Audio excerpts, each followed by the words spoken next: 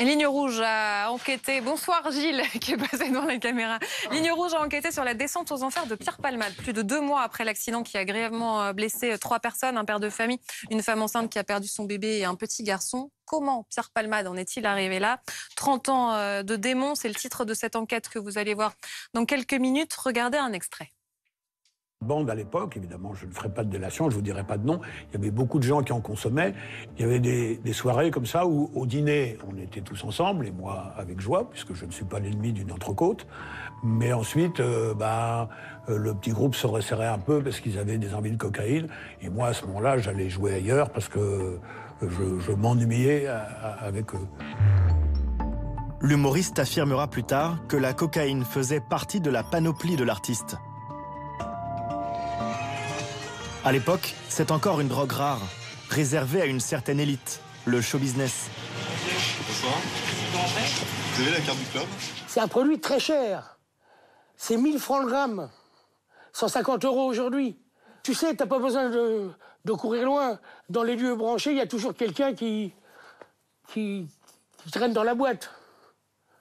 Il suffit de le connaître. Et Pierre Palmade, il savait toujours où s'en procurer? Tous les gens comprennent, ils savent où s'en procurer. Bonsoir Jérémy Normand, c'est votre documentaire qu'on va voir dans un instant. Vous êtes journaliste à Ligne Rouge et vous avez réalisé ce documentaire avec Louis Sibyl, Lucie Hémen et Germain Bailly. Bonsoir Guillaume Farr, notre consultant en police-justice, et bonsoir Guillaume Davido. Bonsoir. Vous êtes médecin, addictologue à l'hôpital Bichat. 30 ans de démon, dites-vous Jérémy Normand. Est-ce que vous arrivez à voir quand et comment ça commence vraiment? Oui, ça commence très jeune, à 20 ans.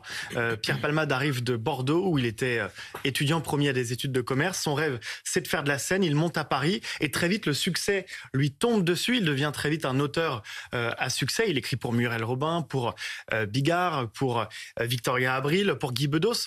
Bref, très vite, il connaît le succès et donc s'ouvrent pour lui les portes de la mondanité, les portes des soirées parisiennes.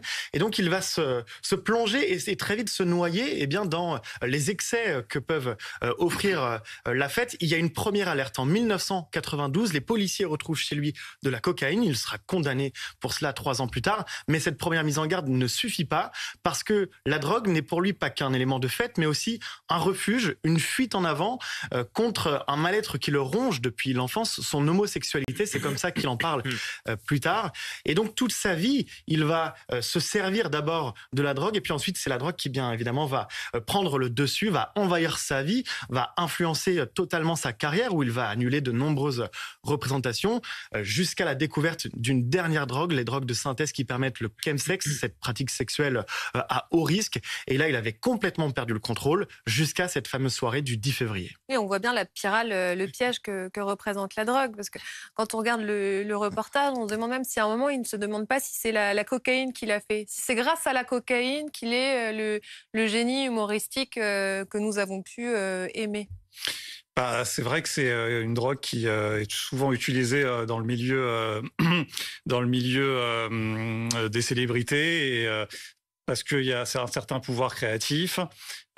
Certaines personnes ne se voient pas effectivement écrire sous l'emprise de produits. Je ne sais pas si c'est ce qu'avait recherché à l'époque Monsieur Palmade, mais c'est aussi une des raisons pour laquelle, comme on voyait dans l'extrait du reportage, la personne qui témoignait disait qu'il avait commencé, je pense, très tôt. Oui, et vous dites, c'est un des interlocuteurs qui vous dit que c'était Dr Jekyll et Mr Hyde. Oui, tout d'abord, je voudrais quand même dire que des témoins, des amis et des proches collaborateurs de Pierre Palmade nous disent dans le reportage qu'en aucun cas la cocaïne ne l'aidait à écrire, ne le rendait plus créatif. Ils en parlent comme d'une drogue qui, au contraire, le rendait obsessionnel. Et lui, son propre sentiment a pu être truqué par la prise de cocaïne. C'est-à-dire que c'est le piège de la drogue. C'est-à-dire que celui qui en prend n'est plus lucide du tout. C'est difficile. Et c'est pourquoi il est impossible de s'en sortir souvent. Je crois que c'est difficile de pointer du doigt ce qui l'a fait plonger dans cette prise de produits. Peut-être qu'il y a eu des raisons effectivement environnementales. J'entendais parler d'homosexualité, mais je pense que ça raccourcit un peu trop rapide que de dire qu'il a pris des produits pour cela. C'est comme ça qu'il en parlait, notamment dans son autobiographie. Ouais, mais peut-être que lui-même a fait un raccourci un peu trop rapide, vous voyez. Peut-être que psychologiquement parlant, il restait fragile, peut-être pour d'autres raisons, peut-être pour cette raison, mais aussi pour d'autres.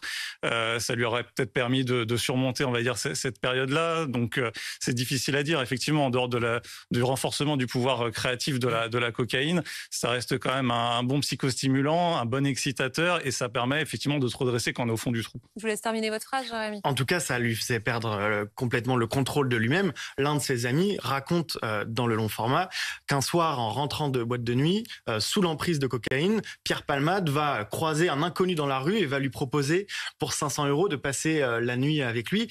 Cet ami lui dit « mais Pierre, rends-toi compte, tu es célèbre, tu ne peux pas faire n'importe quoi. » Et visiblement, sa réponse montrait qu'il avait complètement perdu le contrôle. Donc, ce que raconte aussi ce reportage, c'est que pendant 30 ans, il a sombré peu à peu dans ce piège. Il a essayé de se débattre parce que le Pierre Palmade de jour, Dr Jekyll, essayait de lutter contre ces démons. Il s'est acheté cette maison de campagne à 45 km de Paris pour justement mettre à distance ses addictions. Il a multiplié les cures de désintoxication. Il a vraiment essayé de s'en sortir. C'est comme ça qu'il en parlait à ses amis qui témoignent dans le reportage, qu'il en parlait aussi à ceux qu'il faisait travailler parce que c'était un artiste qui avait besoin d'être un minimum en forme pour monter sur scène et il y avait de moins en moins de gens qui étaient prêts à travailler avec lui. Donc il lui fallait leur montrer des gages de sa bonne foi, de sa volonté de s'en sortir.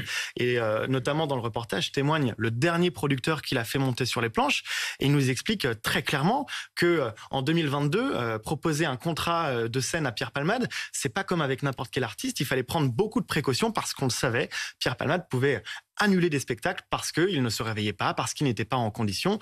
Donc il fallait pour lui aussi, pour continuer de gagner sa vie en tant qu'artiste, tout simplement, montrer des signes de résistance ou en tout cas de sa volonté de s'en sortir. Il y a en tout cas à chaque fois des rechutes, on se demande même si le chemsex le fait pas sombrer.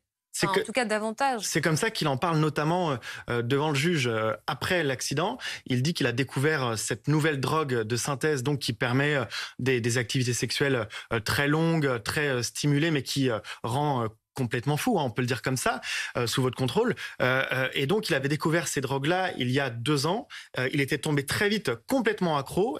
Il en parle comme une drogue encore plus addictive que la cocaïne. Et justement, cette fameuse soirée-là, il y avait la présence de cocaïne, d'alcool un petit peu, et aussi de ces drogues de synthèse. Où en est-il judiciairement ? Judiciairement, il y a 3 affaires. Palmade, on a beaucoup commenté, notamment le mois dernier. Il y a celle qui fait immédiatement suite à l'accident de la route, la seule dans laquelle il est mis en examen d'ailleurs, et placé sous contrôle judiciaire. Et ensuite, il y a les 2 autres. Une enquête préliminaire pour l'infraction à la loi sur les stupéfiants, puisqu'il a conduit sous l'empire de produits stupéfiants. Et il y a l'enquête pour la détention d'images à caractère pédopornographique qui court toujours. On ne sait pas d'ailleurs s'il va finir ou pas par être entendu dans cette affaire. Mais sur la première affaire, la mise en examen, la toute dernière décision de justice, elle date du 14 mars. C'est la Cour d'appel de Paris qui se prononce pour la 2e fois pour savoir Pierre Palmade, contrôle judiciaire, pas contrôle judiciaire ou détention provisoire. Ce sera le contrôle judiciaire, donc il n'y a pas de détention provisoire, avec une obligation de rester hospitalisé. Et en l'état de nos informations, il se trouve toujours à l'hôpital, où il est d'ailleurs contraint de se soigner. Mais quelle pourrait être la suite ? Est-ce que à un moment, on s'était demandé s'il pourrait aller en prison, c'est exclu aujourd'hui. Pour l'heure, il y a effectivement une ordonnance de remise en liberté qui avait été demandée par le juge d'instruction, et il y avait eu ensuite l'appel, puis c'était passé devant la chambre d'instruction de la Cour d'appel de Paris, et il avait été décidé que pour l'heure, il pouvait rester en liberté sous contrôle judiciaire à l'hôpital. Ce qui pourrait changer, c'est que le lieu finalement, alors c'est pas une assignation à résidence, hein. Techniquement ça n'est plus une assignation à résidence, en tout cas le lieu où il doit se trouver, où il est contraint de se trouver, pourrait ne plus être l'hôpital, ça pourrait être un autre lieu. Alors, mais pas chez lui. Pas chez lui en Seine-et-Marne, parce que dans le contrôle judiciaire, il y a l'interdiction de retourner dans cette maison en Seine-et-Marne, d'abord parce qu'elle est sous scellé, ensuite parce qu'il y a un certain nombre d'investigations qui ont été menées, parce qu'on y a aussi retrouvé des produits stupéfiants, etc. Mais ça pourrait être chez lui, dans le 3e arrondissement de Paris, par exemple, parce qu'il a un appart, ou autre part. Mais ça, c'est les aménagements du contrôle judiciaire. Ce que l'on comprend, c'est que dans le futur, il pourrait y avoir des aménagements de ce contrôle judiciaire. Il n'y a pas de date limite pour rester à l'hôpital. Ça dépendra à chaque fois de son état de santé. Exactement. Merci beaucoup. Merci messieurs d'avoir été avec nous ce soir. On va regarder tout de suite votre enquête, Jérémy, réalisée avec Louis Sibyl, Lucie Hémen et Germain Bailly.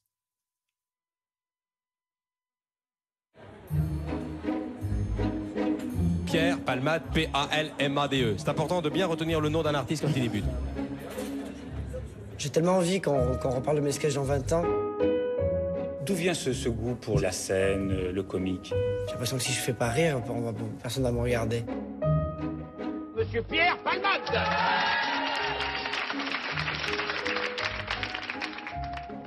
Pardon, mon colonel, je peux vous voir entre deux manœuvres. Tous les matins, il y a un type, faut absolument trouver qui c'est, qui, sur les coups de 6 heures, joue de la trompette ou du saxophone, je ne sais pas ce que c'est comme instrument, et ça réveille tout le monde. Je pense que ça fait une trentaine d'années que les excès ont toujours été la vie de Pierre Palmade. Pierre Palmade a une réputation un peu de mec pas fiable qui voulait se racheter une conduite.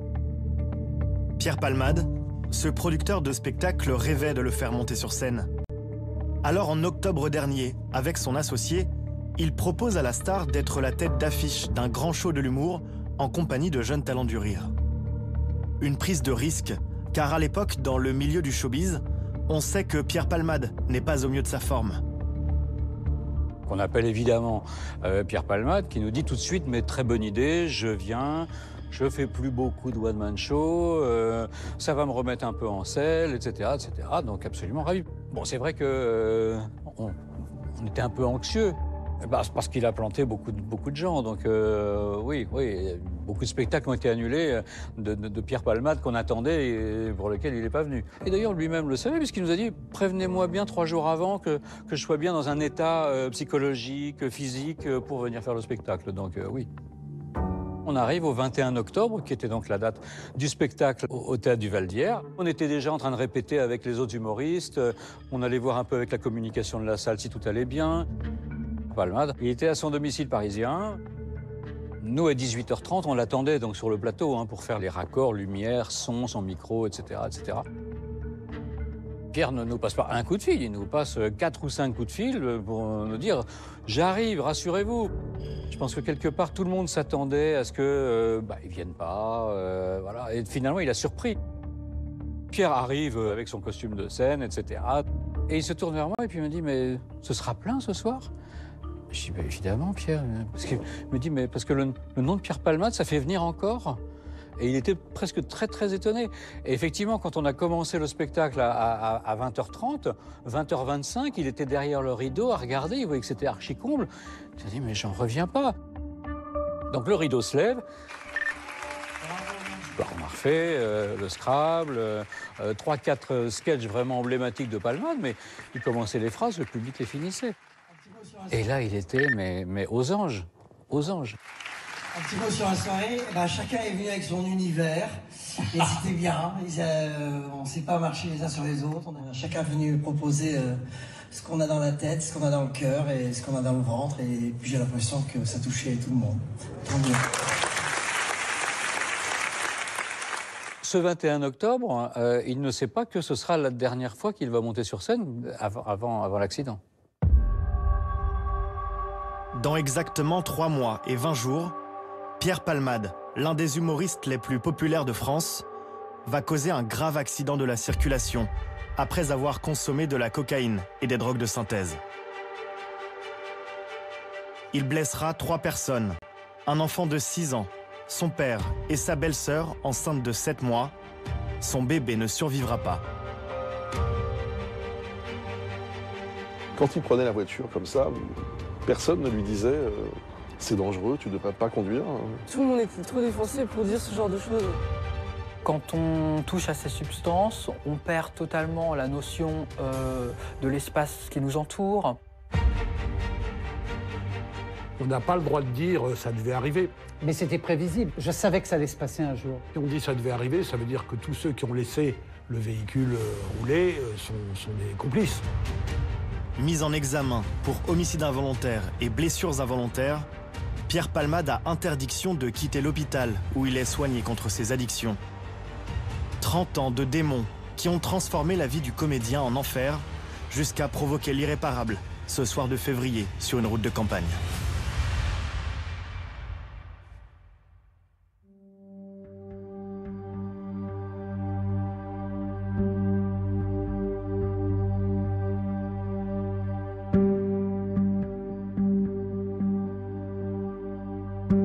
Là, tu mets les lunettes de soleil? Tout le temps, mais en plus, c'est mon look tout le temps. Donc...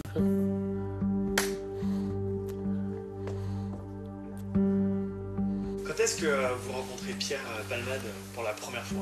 Ça doit être en 88. 1988, je précise. Enfin, il est arrivé quelques mois auparavant à Paris. On fréquentait les mêmes lieux de restauration, de bars, etc. Et un ami commun nous a présenté un soir, on a discuté. J'ai quelqu'un de... avec ce qui va se passer par la suite, on va penser que je suis un fou, mais de très mature pour son âge. Il m'a dit, il faut que tu viennes voir mon spectacle. Je suis venu. De toute façon, on ne peut pas partir tant que j'ai pas retrouvé mes clés. Alors tout le monde les cherche. Impressionnant. Voilà, voilà ma réaction. Ça m'a rendu silencieux. Je ne revenais pas. C'était une nouvelle forme d'humour. Bon, alors où sont mes clés? Ce 28 juin 1988, les Français découvrent Pierre Palmade, tout juste 20 ans, sur leurs écrans de télévision. Tu crois que je les chercherais, mes clés, si je les avais mises dans mon manteau? Ils sont formidables, à cet âge-là, ils savent tout. L'émission s'appelle La Classe, un rendez-vous d'humour diffusé chaque soir à 20h, très suivi dans la France de Mitterrand. Bon, allez voir dans mon bureau. On faisait autant que le journal télévisé. C'était énorme. On faisait des 5, 6, 7 millions de personnes chaque soir. C'était 27-28% de part de marché en général. Je vais lui mettre un 18% d'entrée à Palmade. Je lui mets un 18%. Ça faisait très très peur. Les gens disaient on vous regarde à la classe plutôt que les infos, plutôt que d'avoir des mauvaises nouvelles. On avait une espèce de bonne humeur. Palmade y trouve vite sa place, aux côtés d'autres jeunes talents comme Vincent Lagaffe, Michel Larocque ou l'imitateur Patrick Adler. Je l'ai vu arriver, j'avais 2 mois de classe sur France 3 et j'ai vu arriver ce grand avec sa coupe Désirless, avec un pain de sucre de 20 cm complètement gelé et lui complètement barré. Et j'ai trouvé très surprenant. Pardon, mon colonel, je peux vous voir entre 2 manœuvres? Dès ses premières apparitions, Pierre Palmade crée un comique de personnages et de situations, comme dans le sketch du colonel, où il interprète une jeune recrue du service militaire dans un dialogue plein de quiproquos avec son chef. Tous les matins, il y a un type, faut absolument trouver qui c'est, qui, sur les coups de 6 heures, joue de la trompette ou du saxophone, je ne sais pas ce que c'est comme instrument, et ça réveille tout le monde. Ah, c'est du clairon? C'est possible. Le jeune comédien a déjà trouvé sa recette pour faire rire. Il gardera la même durant toute sa carrière. Vous étiez... Pierre, il a créé un personnage, ce personnage dégingandé, un peu lunaire, avec cette voix un peu rocailleuse, comme ça. Et il s'est créé un personnage dont il n'a pas pu, après, se départir. À l'époque, le monde du spectacle se cherche de nouvelles égéries pour remplir les salles. La France vient de perdre 2 légendes du rire, Coluche et Thierry Leluron, à seulement quelques mois d'intervalle. Le producteur Claude Fournier voit en Pierre Palmade le phénomène des années à venir. Il était hors contexte. C'était un ovni. Je lui ai dit, et si on faisait un bout de route ensemble, est-ce que tu accepterais de travailler avec moi? Il a dit oui, et c'est parti. En seulement quelques mois, le jeune comique fait son entrée dans la cour des grands. Un succès soudain et inattendu pour ce bon élève originaire de Bordeaux que rien ne prédestinait à monter sur les planches. Vos parents étaient dans cette profession? Pas du tout, pas du tout. Ma mère est professeure d'anglais, mon père est médecin. Donc il n'y avait a priori aucune chance qu'on me pousse là-dedans. J'ai lu, d'après votre biographie, que vous avez préparé HEC, après avoir eu un bac C. Vous étiez à Montaigne. Donc vous avez dévié vers la scène. Oui, dévié, réaction des parents peur, un peu catastrophée, quoi. Parce que justement, je sortais de rails qui étaient prometteurs. Mais bon, très vite, même le proviseur du lycée Montaigne disait à ma mère, si ça se trouve, c'est lui qui a raison, quoi. Donc laissons-le faire. J'étais en observation. Dans son observation du monde du spectacle, le jeune comique va faire une rencontre qui va changer le cours de sa vie avec une certaine Muriel Robin. Un jour, je faisais une audition au Tintamarre et elle arrive avec son chien, son caniche. Je lui saute dessus, je lui dis « Je vous adore, je vous adore, je vous aime, je vous adore. Si j'aime, venez me voir en audition, si ça vous plaît. Parlons après. Ouais. Et j'ai envie de travailler avec vous. » Elle est venue me voir. Elle est restée à la fin, donc j'avais compris que ça lui avait plu. On est allé au restaurant. On s'est bourré la gueule. Et le lendemain, on a commencé à écrire le spectacle. J'arrondis, j'arrondis. 110 par personne. On paye, on y va, parce que demain, on se lève quand même. Hein. Allez, Jean-Claude, tu me passes mon sac, il est sous ta chaise. Merci. Oh, pardon, Myriam? Ça t'ennuie qu'on partage?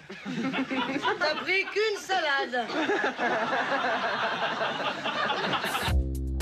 Portée par l'écriture de son nouveau partenaire, Muriel Robin triomphe sur scène. Oui, vous allez passer à la télé. Palmade, lui, gagne une nouvelle réputation, celle d'auteur à succès que tout le monde s'arrache.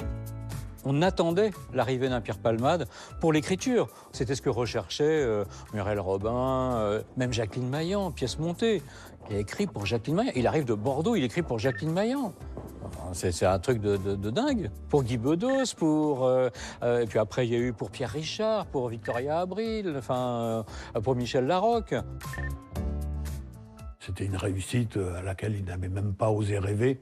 Il me parle déjà un peu de ce vertige, de ce tourbillon. Mais alors, il en est content. Il disait, j'ai tellement rêvé de ça, j'aurais jamais pu penser que ça puisse m'arriver à moi. Monsieur Pierre Palmade. Pierre Palmade. Les extraterrestres par Monsieur Pierre Palmade. Oh oui, mais là, non, hein. À ce moment-là, 6 heures, c'est beaucoup trop tôt. Qu'est-ce que tu détestes chez moi, par contre? Il faut une réponse? Ouais. Non, mais moi, si j'ai pas mes 8 heures de sommeil, je suis qu'à 50% de mes capacités. Pierre reviendra de temps en temps, car à mon avis, il passera dans beaucoup d'émissions de télévision.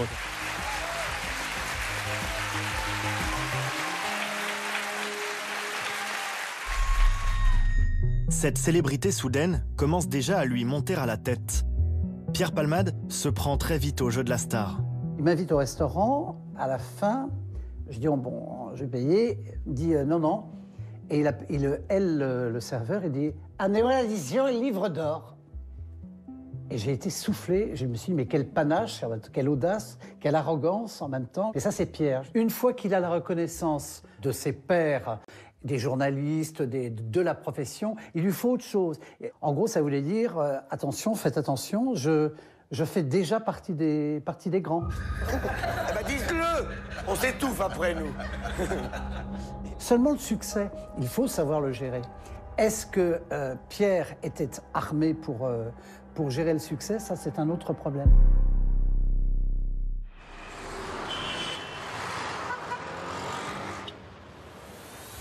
Pierre Palmade vient d'être inculpé d'infraction à la législation sur les stupéfiants. Il a été laissé en liberté. Son inculpation survient 3 semaines après l'interpellation d'un homme considéré comme le fournisseur en cocaïne du showbiz parisien. 24 décembre 1992. Le nom de Pierre Palmade est une première fois associé à la cocaïne. Des années plus tard, il raconte sans phare son arrestation dans son autobiographie. Il est 7 h du matin. On frappe à la porte de l'appartement que j'habite, dans le 16e arrondissement de Paris. Je glisse un œil dans le Judas, 4 ou 5 flics sur le palier. J'ouvre. Ils entrent comme dans un film. Ils sont 5. 2 m'encadrent, les 3 autres commencent à fouiller l'appartement. L'un des policiers appelle son chef. On a trouvé quelque chose. C'est évidemment de la coke, dans le tiroir de la table de nuit. J'avoue tout, notamment ma consommation substantielle. J'en suis à 5 grammes par semaine, 20 grammes par mois. Ce jour-là, les Français découvrent les penchants de Pierre Palmade pour la drogue. Mais dans le petit milieu du showbiz, ce n'est un secret pour personne. Dans la bande à l'époque, évidemment, je ne ferai pas de délation, je ne vous dirai pas de nom, il y avait beaucoup de gens qui en consommaient. Il y avait des soirées comme ça où, au dîner, on était tous ensemble, et moi avec joie, puisque je ne suis pas l'ennemi d'une entrecôte. Mais ensuite, le petit groupe se resserrait un peu parce qu'ils avaient des envies de cocaïne. Et moi, à ce moment-là, j'allais jouer ailleurs parce que je m'ennuyais avec eux. L'humoriste affirmera plus tard que la cocaïne faisait partie de la panoplie de l'artiste. À l'époque, c'est encore une drogue rare, réservée à une certaine élite, le show business. Bonsoir. Vous avez la carte du club? C'est un produit très cher. C'est 1000 francs le gramme. 150 € aujourd'hui. Tu sais, t'as pas besoin de courir loin. Dans les lieux branchés, il y a toujours quelqu'un qui traîne dans la boîte. Il suffit de le connaître. Et Pierre Palmade, il savait toujours où s'en procurer? Oh bah, tous les gens comprennent, ils savent où s'en procurer. Quand je pense que 6 mois plus tôt, je ne savais pas ce qu'était la fête. Cette vie de travail et de décadence me plaît. Mon corps encaisse vachement bien. Je me réveille, oh, je suis célèbre. L'après-midi, j'enregistre la classe. Le soir, je joue mon spectacle au succès insolent. La nuit, je retrouve les copains dans mon milieu interlope, comme on dit. C'est métro, boulot, dodo, à ma façon. Sauf que je ne prends pas le métro et que je ne dors pas la nuit. Chez Pierre Palmade, il y a Dr Jekyll et Mr Hyde. On a le sentiment que Pierre a envie de brûler la vie par les deux bouts. Il suffisait d'aller au Queen, d'aller au Bain, d'aller dans toutes les boîtes un peu à la mode. Vous trouviez Pierre Palmade toutes les nuits jusqu'à 5 h du matin. Pour l'heure, sa réputation d'artiste incontrôlable, en proie à tous les excès, fait encore sourire sur les plateaux télé. Ce que tu supportes pas chez toi? Mes excès, c'est-à-dire que moi je sais pas dire à une fille j'ai envie de coucher avec vous, je dis est-ce que vous voulez m'épouser. Ouais. Je sais pas dire on va prendre un verre et puis à 2 h on rentre, je dis non, on y va jusqu'à 5 h du matin. Ouais. C'est mes excès que j'aime pas en moi. Mais en coulisses, le cas Palmade inquiète déjà. Son premier producteur doit gérer les lendemains de soirée, des gueules de bois à répétition qui commencent à impacter la carrière du jeune artiste. Moi, j'ai connu 2 ou 3 événements où il vient pas, il se réveille pas, quoi. J'ai eu surtout des... Si, ça, j'en ai eu plusieurs. Et ça, c'est très délicat, surtout... J'ai eu des annulations au dernier moment d'émissions de télévision en direct et compagnie. Il était dans un état qui, de toute façon, il ne pouvait pas aller sur le plateau.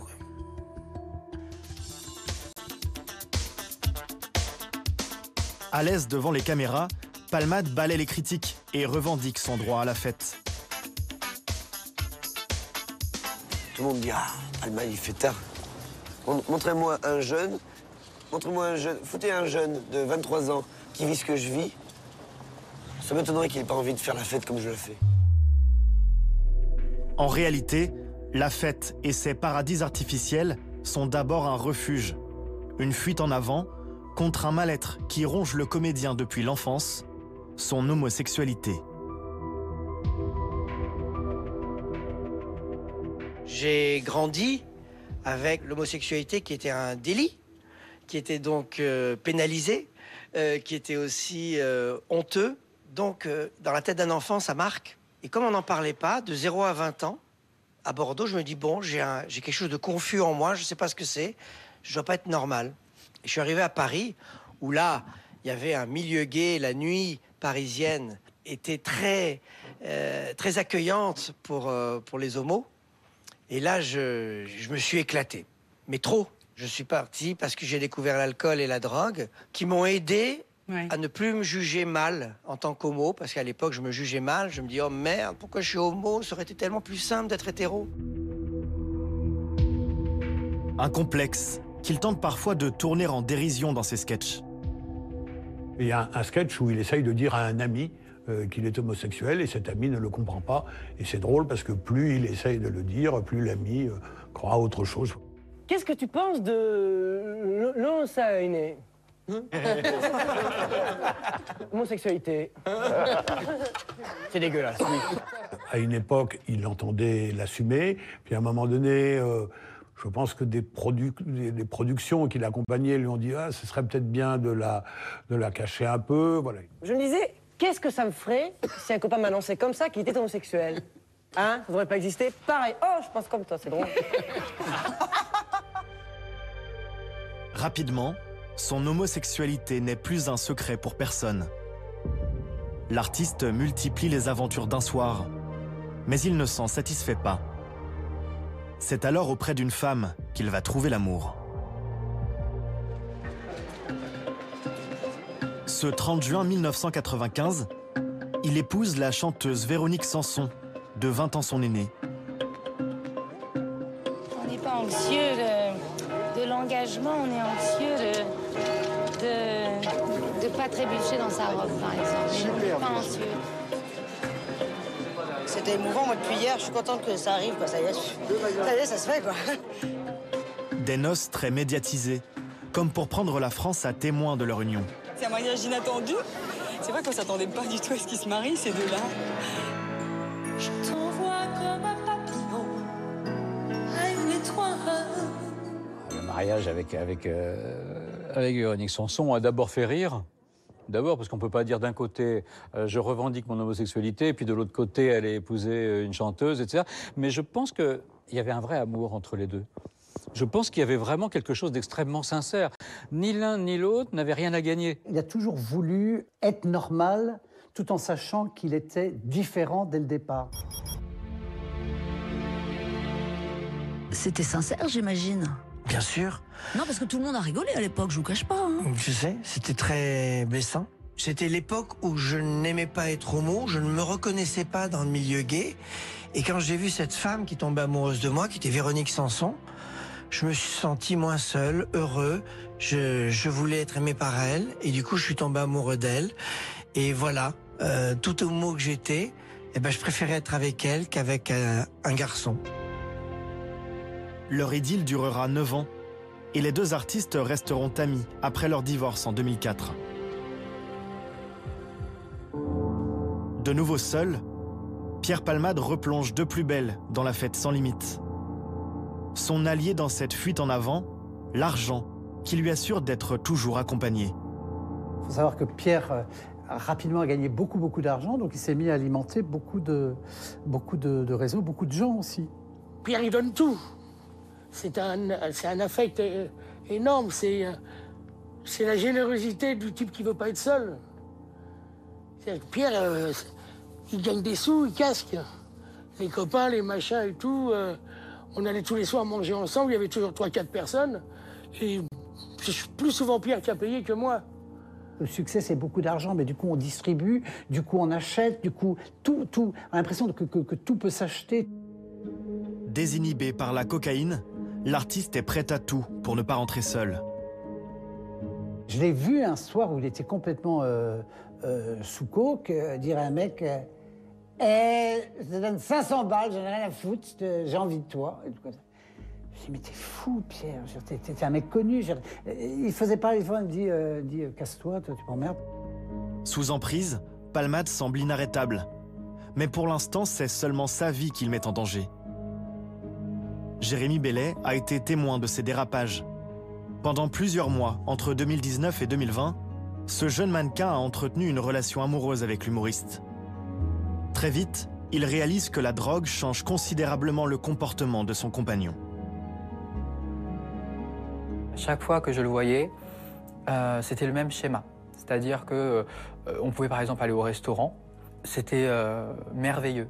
C'était le Pierre Palmade que tout le monde a envie de connaître, de voir. Et le soir, c'est compliqué. On le sent, c'est-à-dire que Pierre, dans ce cas-là, il devient beaucoup plus nerveux.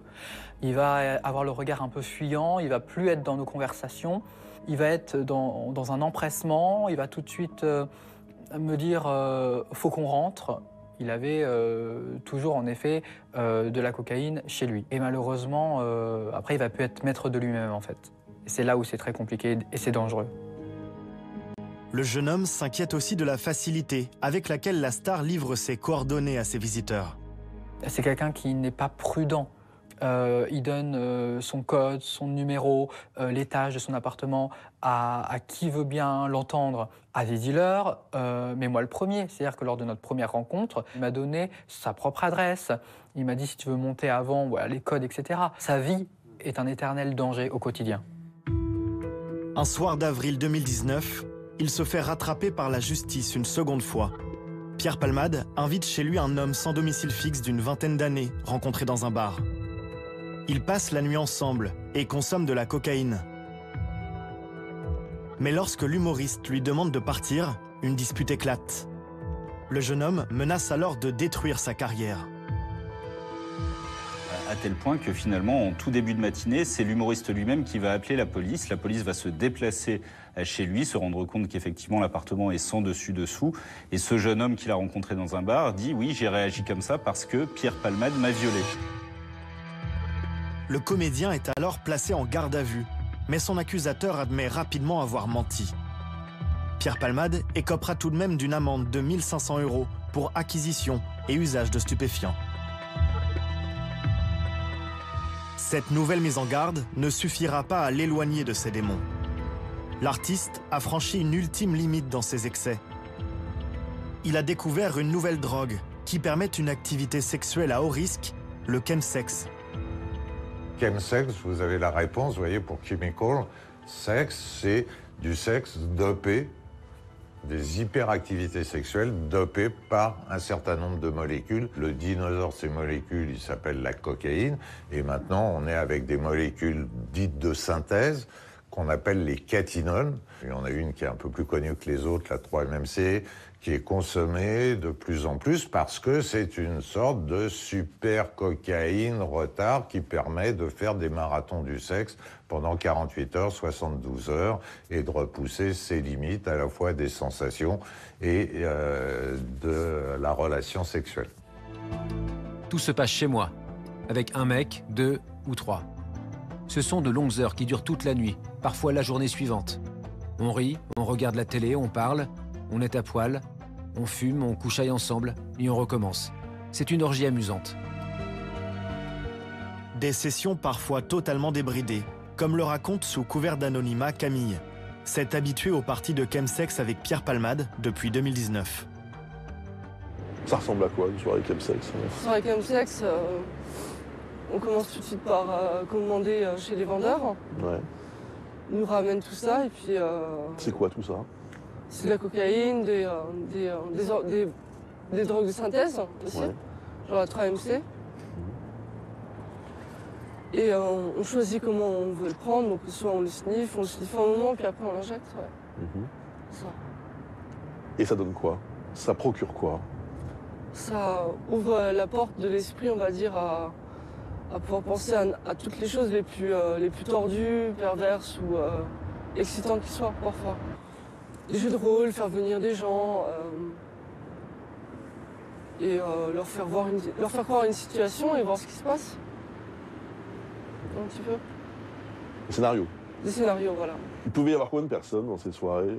Voilà, ça dépend. Ça peut aller, on pouvait être juste 2 ou 3 ou 4, 5. Parfois on a déjà fait des partous aussi.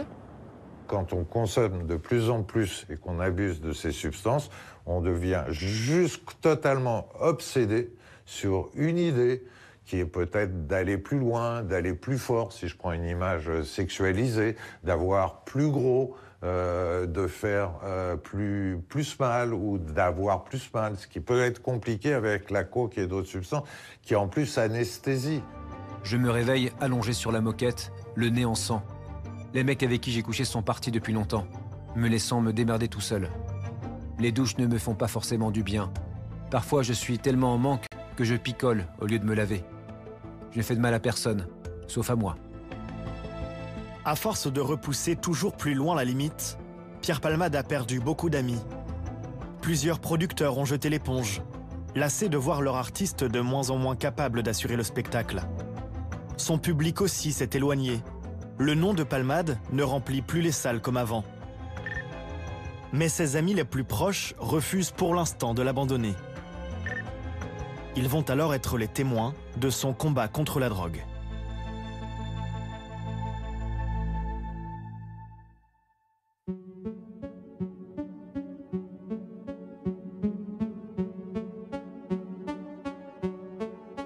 À 45 km au sud de la capitale, près de la forêt de Fontainebleau, le village de Célie-en-Bière et ses 1200 habitants.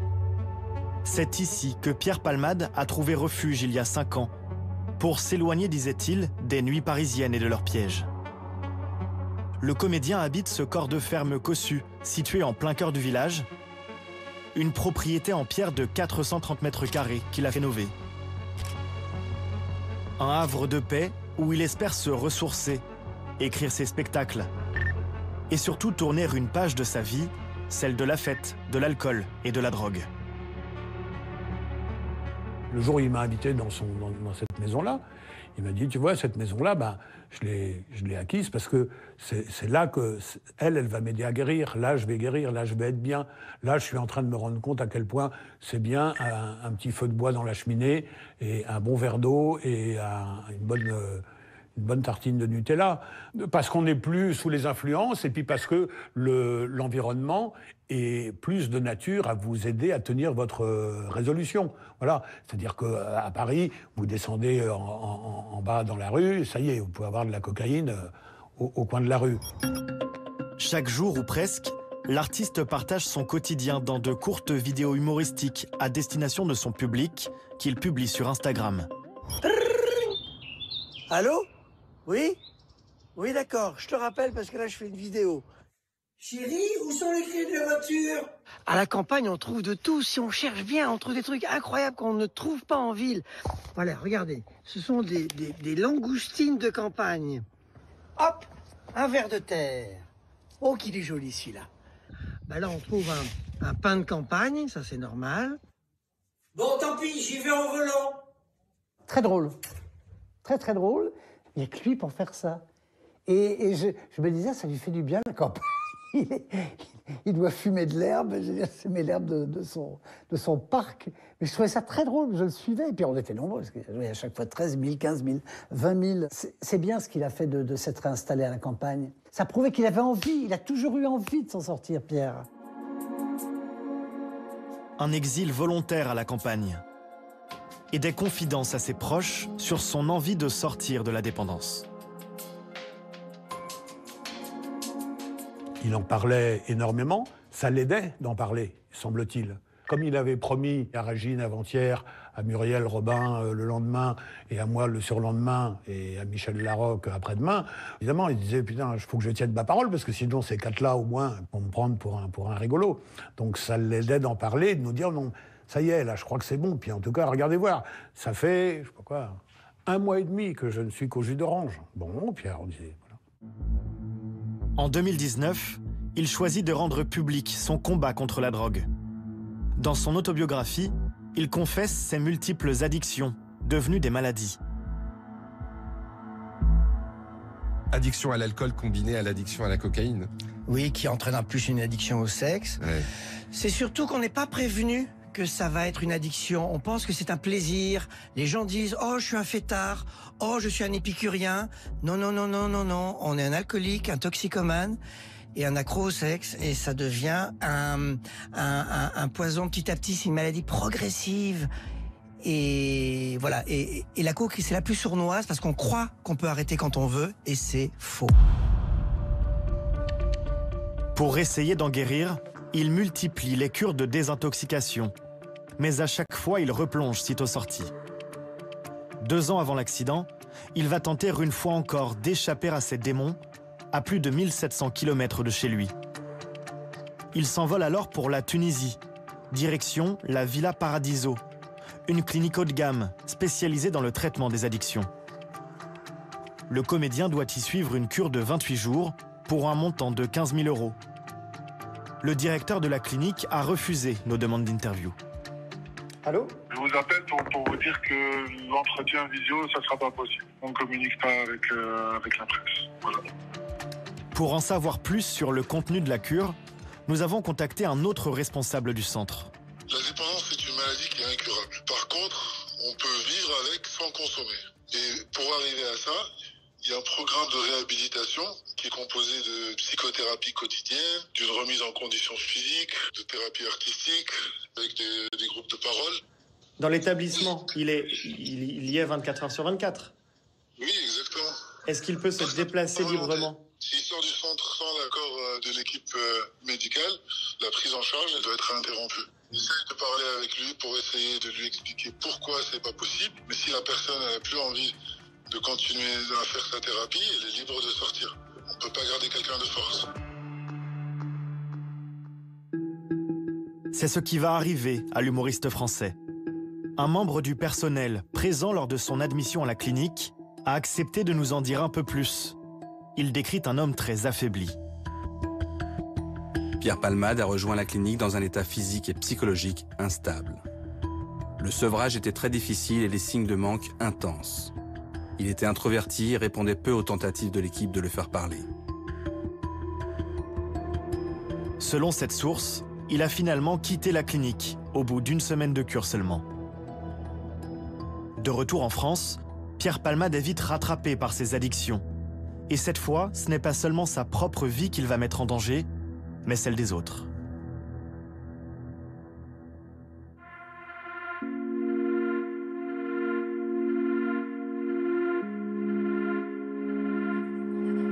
« 30 ans de démons ont finalement vaincu les fragiles défenses du comédien. À la campagne, les hauts murs de son refuge ont laissé s'engouffrer le vice et la fête sans limite y a pris ses quartiers. Mais jusqu'ici, les voisins de ce paisible village n'avaient rien remarqué. Quand il est arrivé, mes craintes étaient que justement avoir une vedette, ça allait peut-être poser des nuisances. Eh bien, loin de là, aucune nuisance et d'une correction parfaite. Quand il fait des grosses fêtes, oui, il me met au téléphone en prévenant, en disant voilà, je vais faire la fête, il y aura un peu de bruit, comme quoi ne pas être dérangé par s'il venait qu'à faire trop de bruit. Mais même en faisant la fête, ça m'a jamais dérangé. Jamais il y a eu de nuisance. Cette maison, il l'a mise en vente en décembre dernier pour 1 365 000 €. Car il est criblé de dettes. Il doit 250 000 € à l'URSSAF et aux impôts notamment, et garde un train de vie au-dessus de ses moyens. 6 000 € de dépenses contre 5 000 € de revenus mensuels. Pourtant, ce jeudi 9 février, c'est bien ici qu'il invite 3 amis des mauvais jours à venir combler sa solitude. Mohsin E, 33 ans. Sambou G, 34 ans, qui lui vient d'être condamné pour trafic de stupéfiants. Et Camille, qui fréquente Pierre Palmade depuis 4 ans. Tous connaissent le programme de la fête qui s'annonce.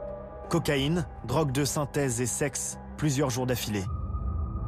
Chacun fait un peu ce qu'il veut quand il veut, et puis quand on est avec Pierre, on fait ce qu'on a envie de faire.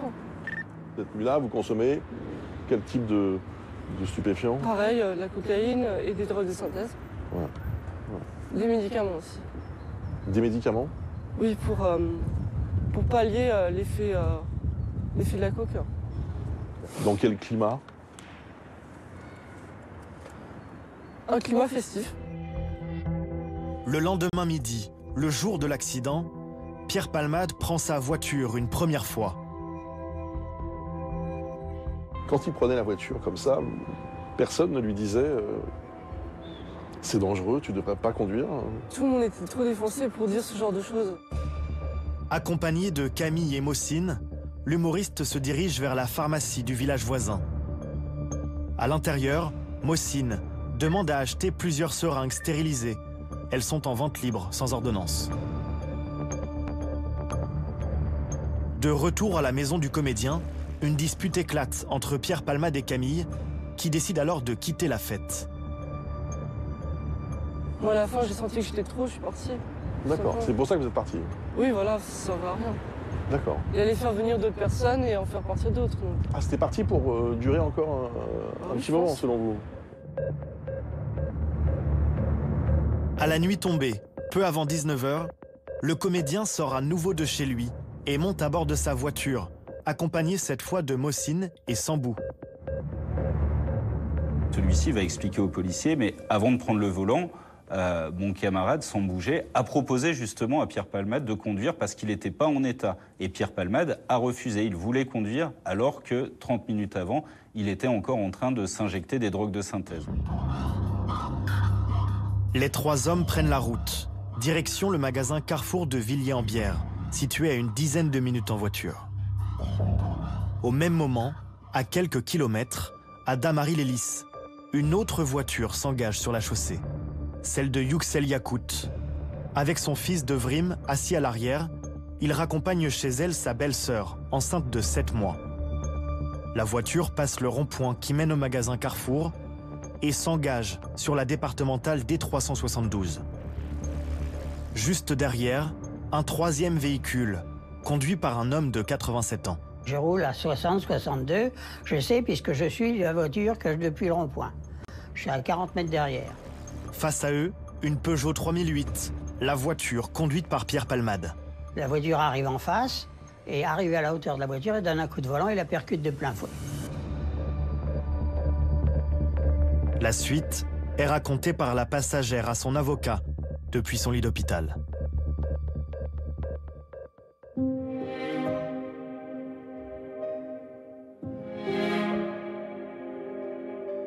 elle a un premier souvenir, un premier flash d'une voiture qui se déporte et qui fonce à toute allure sur le véhicule dans lequel elle est.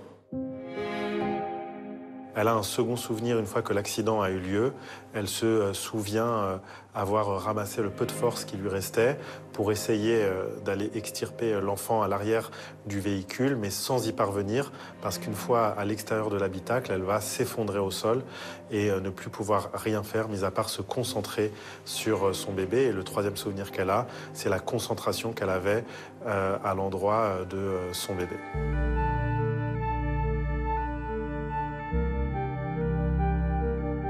L'état des voitures témoigne de la violence du choc, sans que l'on sache à ce stade à quelle vitesse roulait Pierre Palmade.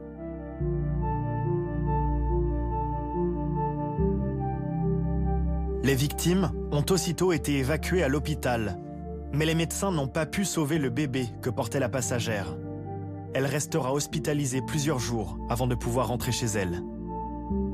Devrim, le petit garçon de 6 ans assis à l'arrière, est lui resté plusieurs jours dans le coma, gravement touché à la mâchoire. Il est depuis rentré chez lui et a pu reprendre l'école. Son père, Yüksel, est toujours hospitalisé. Il souffre de multiples fractures, notamment à la jambe gauche et au bras droit, et réapprend peu à peu à marcher. Une famille brisée, qui nous a reçus chez elle pour nous raconter sa peine et son besoin désormais d'obtenir justice. Tout ce que je veux, c'est que cet homme qui a détruit notre vie, qui a mis la vie de mon mari en danger, soit puni pour de bon.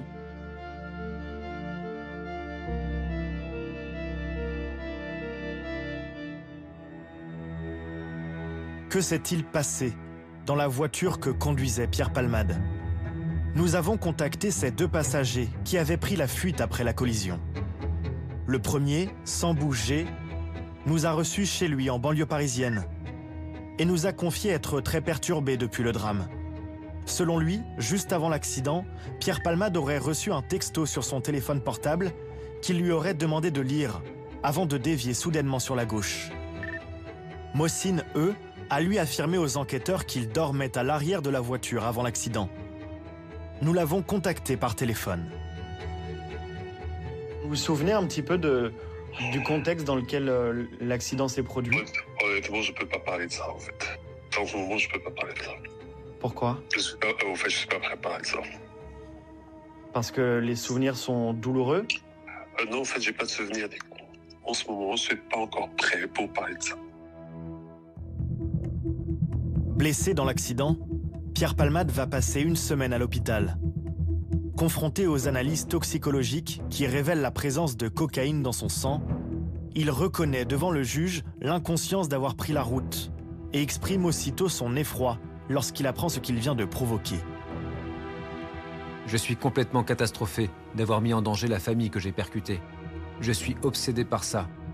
Pour le bébé qui est mort, je prie pour que les autres personnes restent vivantes.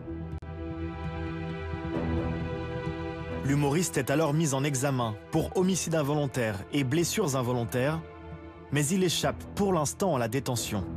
Il est depuis placé sous contrôle judiciaire et a interdiction de quitter l'hôpital où il est soigné contre ses addictions et se rétablit d'un AVC survenu 2 semaines après l'accident. Sur cette photo publiée par Paris Match, l'humoriste apparaît emmitouflé dans un sweat à capuche, entouré de 2 agents de sécurité.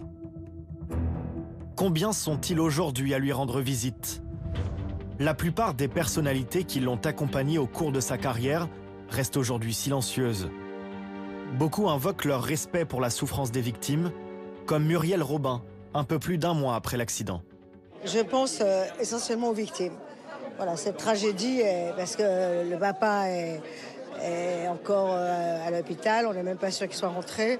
Enfin, on connaît tous l'histoire, je crois, et je pense aux victimes. Pierre Palmade risque jusqu'à 20 ans de prison. Lui, l'enfant prodige du rire, qui a seulement 20 ans a connu le succès et la célébrité, qui a passé toute sa vie à combler la solitude par les excès, se dit aujourd'hui résolu à chasser ses démons, une fois encore.